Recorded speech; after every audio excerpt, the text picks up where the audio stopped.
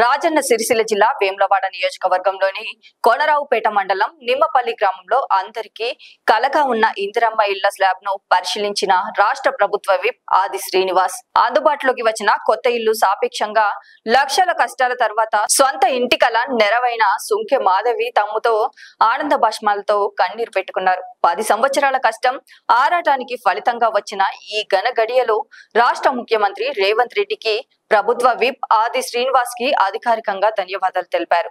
ఇది కేవలం ఇల్లు కాదని ఆశలు నెరవేరిన కలగా వారి భావోద్వేగాలు అర్థమయ్యాయి.